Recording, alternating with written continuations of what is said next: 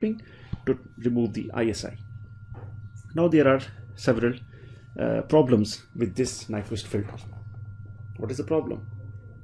If you see these diagrams, the major problem is that designing such an ideal filter having this rectangular response is not possible practically. And if you assume that there is some way to design a nearly rectangular filter, then another problem is what? In time domain, it is becoming a sink, which is from -infinity to infinity. So to realize this type of pulse of infinite duration, it is not practically possible. So what to do? What we do is we mix this Nyquist filter with some realizable filters so that we can still get the advantages which Nyquist filter is offering, and at the same time we make it realizable. So what we do, we actually perform windowing. Windowing means this time domain impulse response will be multiplied by another impulse response which is of finite duration. That impulse response can be anything. We will consider an example of this after some time. So what we do, we perform windowing of this ideal Nyquist filter with another impulse response, and if we multiply two time domain signals, then in frequency domain it is equivalent to convolution. So the ideal Nyquist filter, which is this rectangular one, will be convolved with another transfer function of that windowing function. So mathematically I can say that if the Nyquist filter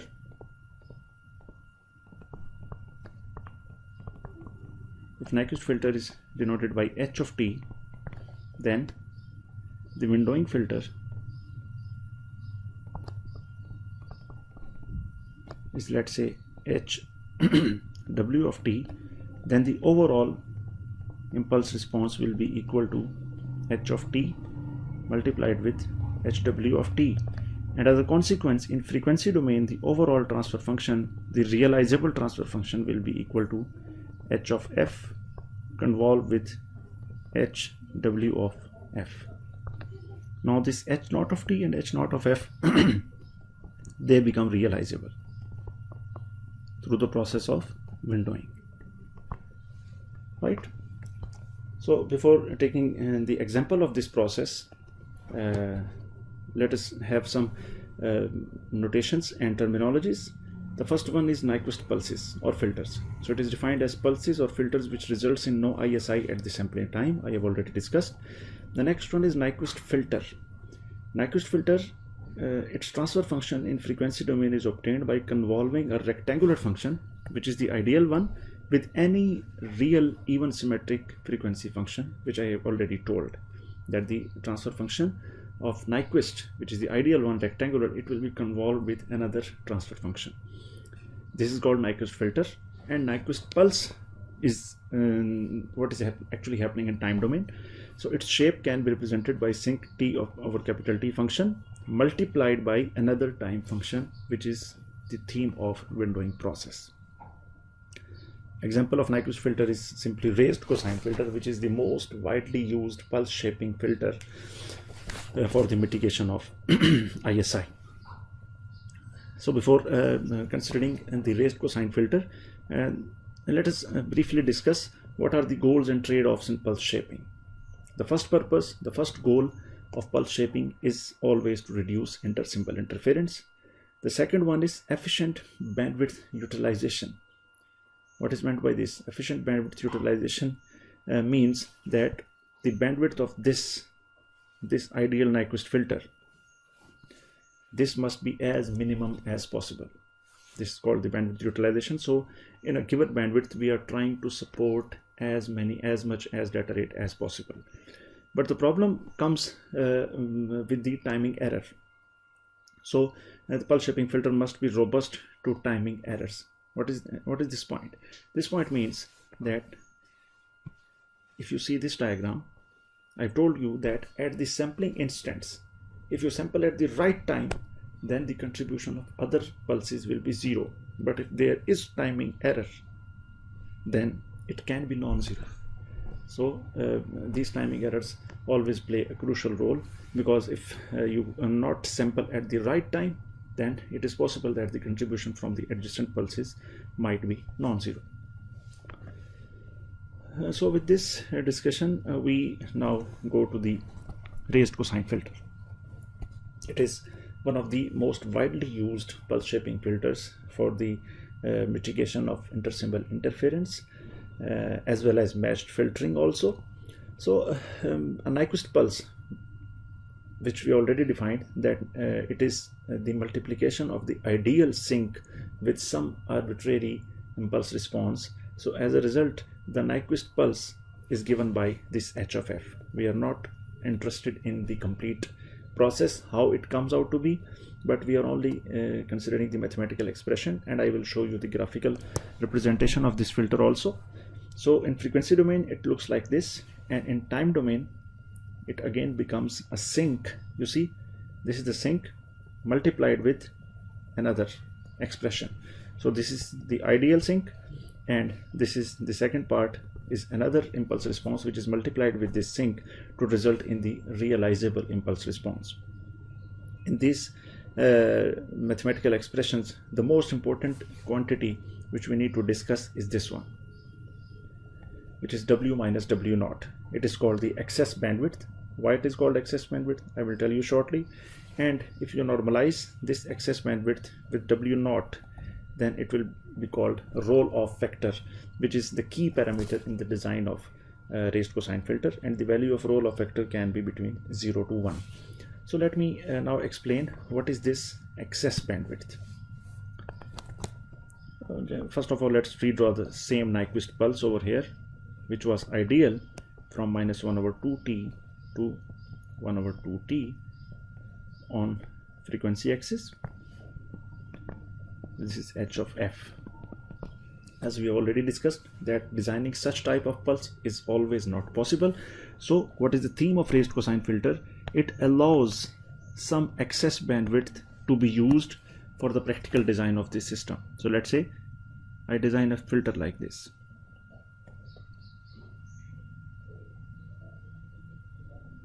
So this bandwidth from this point to this point, this is in excess with the actual bandwidth. So that is why this is called W minus W naught. So this bandwidth is W, this is W naught. So you can say that W naught is equal to 1 over 2t, and W minus W naught, this is called the excess bandwidth. Excess means in excess to the ideal nyquist pulse. And similarly, by using the same excess bandwidth, you define roll-off factor. It is denoted by R, and it is equal to W minus W naught divided by W naught. So if you are not using any excess bandwidth, it means W is equal to W naught, which means roll-off factor will be 0, and you are reduced to the nyquist pulse. And if at maximum, you can use W is equal to 2W naught, 2 times the nyquist bandwidth, and in that case R will be equal to 1. So at maximum, this point can go up to 2W naught. This point can go up to 2W naught, right? So what is the effect of this roll-off factor? This is the key parameter in the design of raised cosine filter. So to have to discuss this point, first of all, let us see what is the advantage.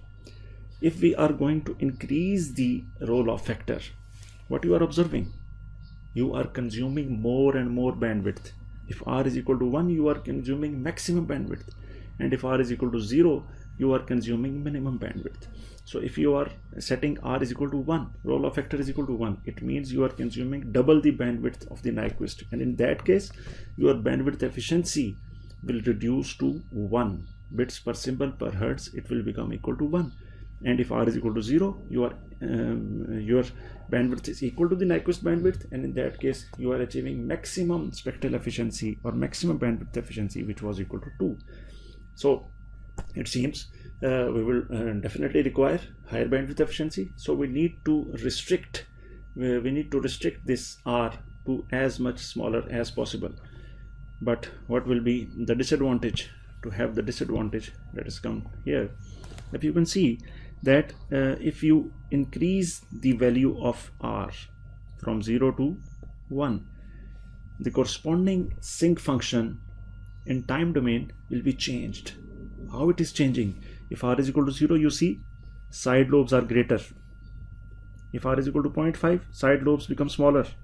And if r is equal to 1, side lobes are approximately vanished.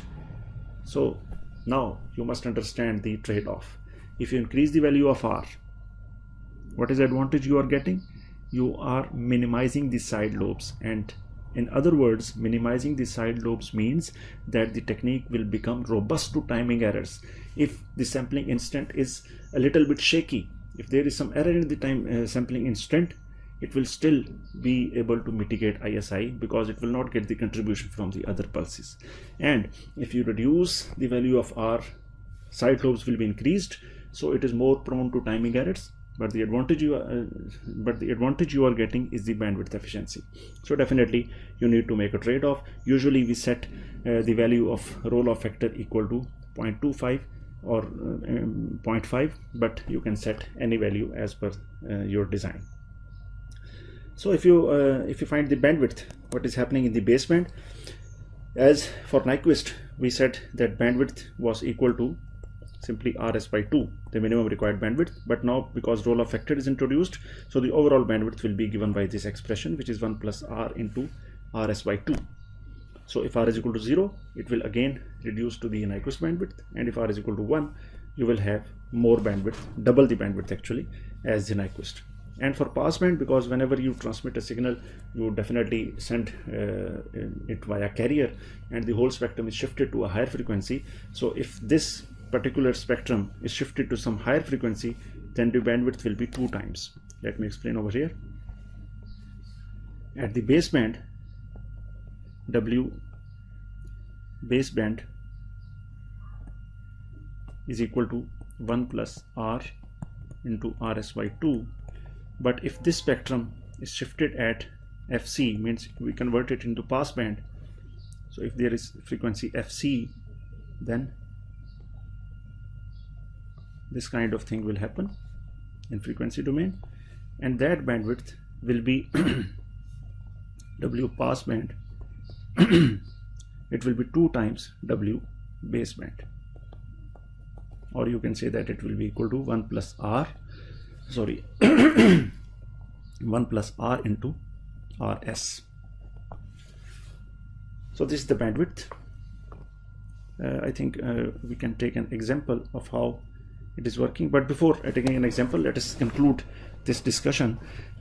So summarizing all those points, you can say that the overall transfer function HRC of f will be equal to the product of 4 different types of transfer functions.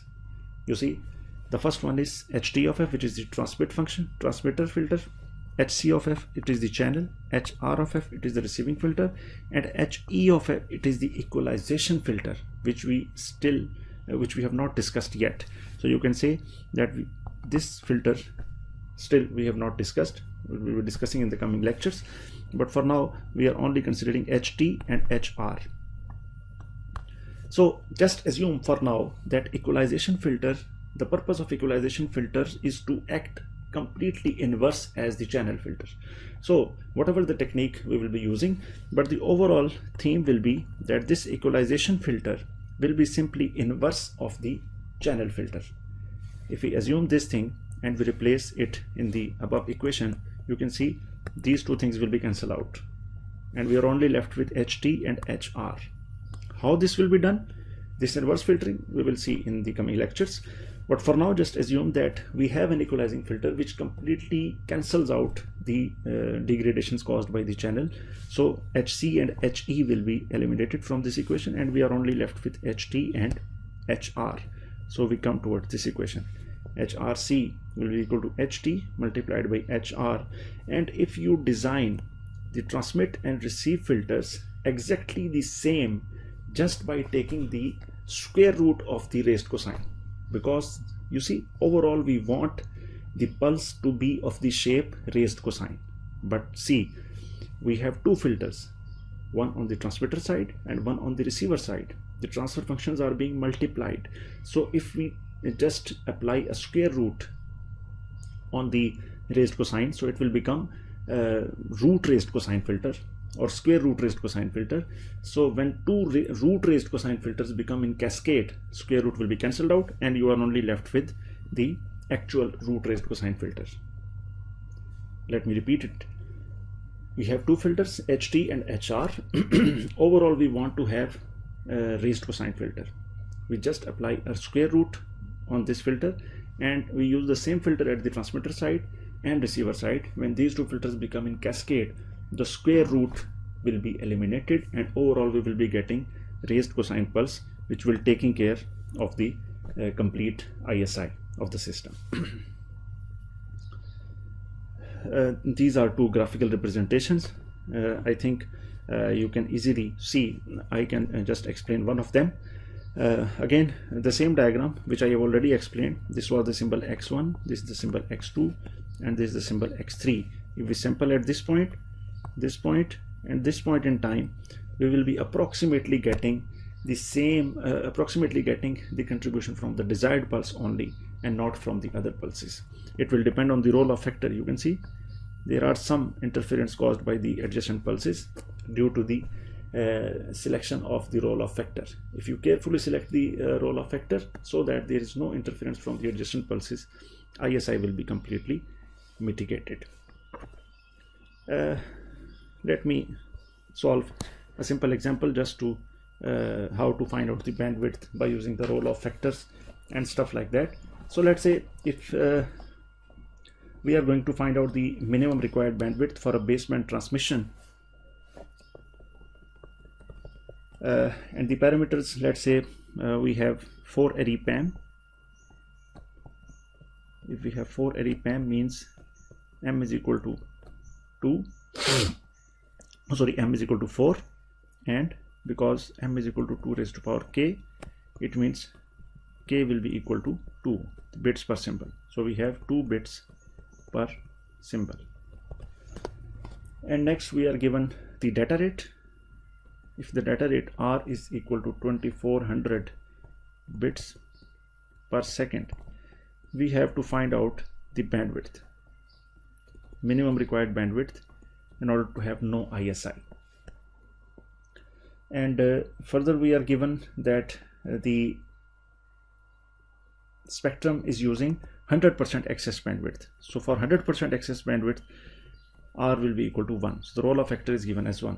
So now as we know that the minimum required bandwidth, W minimum, it will be equal to 1 plus R multiplied by RS by 2. Now if you see, we have the value of R, but we do not have the value of RS. How to find out? This is symbols per second, but we are given here bits per second. So by using this information, k is equal to 2 bits per symbol, we can always convert our bits per second into symbols per second. So RS will be equal to R, the bits per second, divided by k. So it has units of bits per second, and this is bits per symbol. So this bits will be cancelled out and you will be having symbols per second, like this was 2400, this was 2. So I can find here that it is 1200 symbols per second. Now you can easily substitute here. R was equal to 1, so it was 1 plus 1 into 1200 divided by 2. So simply we can find that minimum required bandwidth will be 1200 Hertz. So you see, by using this formulation, we can find the minimum bandwidth required to support this much data rate under the value of rolloff factor is equal to 1. And if you see, if you reduce the rolloff factor, then the minimum required bandwidth will be changed. So let's say if I select R is equal to 0.5, then W minimum will be equal to 1 plus 0.5 into 1200 divided by 2. In this particular case, it is 1.5 multiplied by 600, which requires 900 Hertz. So you see, if I reduce the rolloff factor, my bandwidth requirement is also reduced. This is the trade-off that I was telling you earlier. But now, reducing the value of R, it will increase the side lobes, which will definitely cause timing error problems. So that was all about this lecture. Thank you very much.